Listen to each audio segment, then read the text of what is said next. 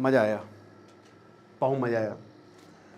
देखो, ईरान का पाकिस्तान को सपोर्ट तो दिख ही रहा है, लेकिन एक बहुत बेहतरीन चीज़ हो गई है, बात करेंगे। आशा करता हूँ आप सब बहुत अच्छे होंगे। मेरा नाम है सिद्धांत अग्निहोत्री, स्टडी ग्लोस पे आपका बहुत बहुत स्वागत है। बहुत ही शानदार कोर्स है दोस्तों। आज रात 8 बजे से क्लासेस शुरू हो रही है, इसको मिस ना करें। सारे AI टूल्स हम आपको बताएंगे, डिस्क्रिप्शन कमेंट में लिंक है। शेड्यूल भी अपडेटेड है, टेलीग्राम लिंक भी है जो हमने ग्रुप बनाया आपके लिए। आप किसी भी फील्ड से हो, चैनल को सब्सक्राइब कर लो मेरी जान। अब बोलना पड़ रहा है, 1 सेकंड लगता है सब्सक्राइब करने में। हाँ, तो देखो, आसिम मुनीर जो है वो ईरान गए हैं। बहुत अच्छी बात है, ईरान गए हैं भाई, घूम फिर के आए हैं। अब आसिम मुनीर ईरान गए। ईरान जाने से पहले इन्होंने ट्रंप से बात की।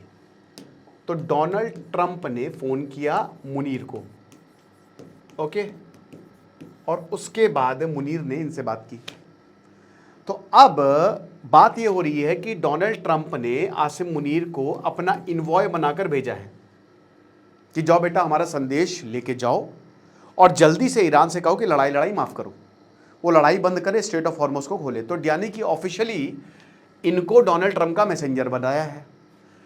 पाकिस्तान ने बोला है अबे पागलों का, पाकिस्तान ने इसको रिजेक्ट किया है कि ये बिल्कुल गलत है, हमारा अपना इंडिपेंडेंट मिशन था। ये बात सच है कि हम पीस मिशन पर गए थे। हम चाहते हैं कि हम मतलब शांति फैले और शांति बनी रहे। ये मीडिएशन एफर्ट हमारी तरफ से था, हमने पहल की है। क्या मजाक कर रहे हो भाई? तुम्हारे Shehbaz Sharif as it is message Twitter पर देखिए ढाल देते हैं। पाकिस्तान को अब बोल देना चाहिए कि हम नंगे हैं।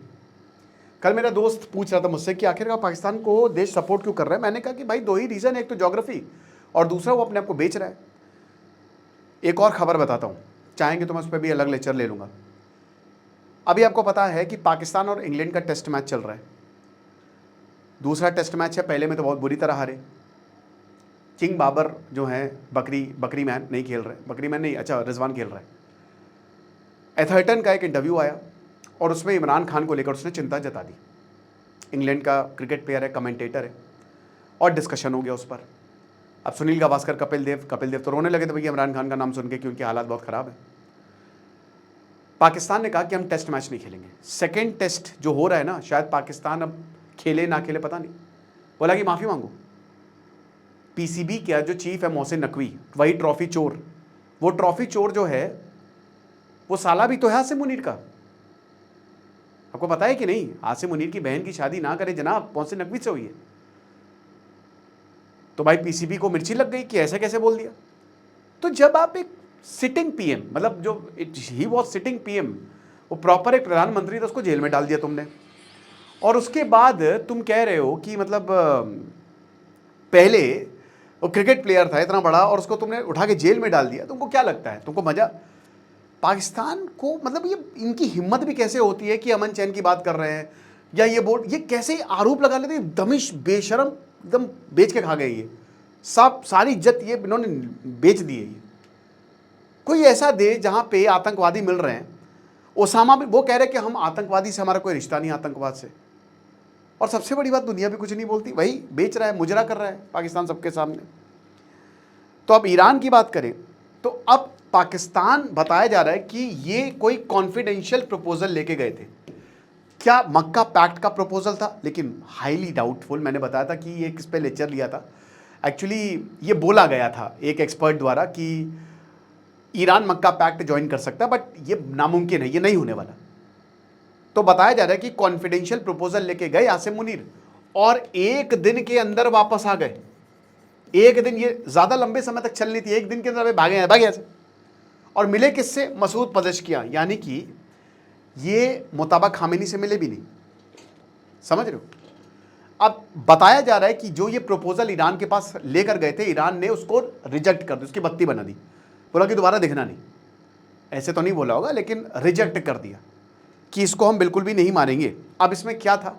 जाहिर सी बात है, अमेरिका के इंस्ट्रक्शंस होंगे कि आपको ये स्ट्रेट ऑफ हॉर्मुज़ खोलना है, आपको हमारी बात माननी है, क्योंकि अभी अमेरिका जो है वो पाकिस्तान को पैसे दे रहा है।